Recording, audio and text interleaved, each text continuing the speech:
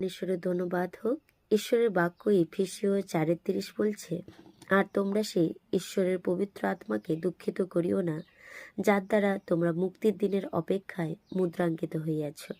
Amen. ঈশ্বর আমাদের অনাথ রেখে যাননি। তিনি এক সহায় অর্থাৎ তার সেই পবিত্র আত্মাকে দিয়েছেন।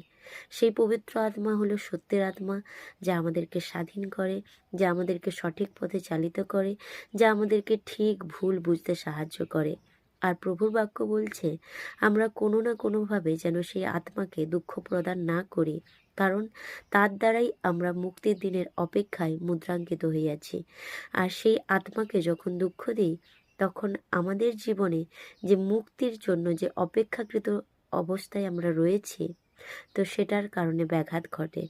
তাই মহান ঈশ্বরকে ধন্যবাদ দিই সর্বদা, এবং ঈশ্বরের কাছে একটাই প্রার্থনা করি, প্রভু যে পবিত্র আত্মা তুমি আমাদের জন্য দিয়েছ,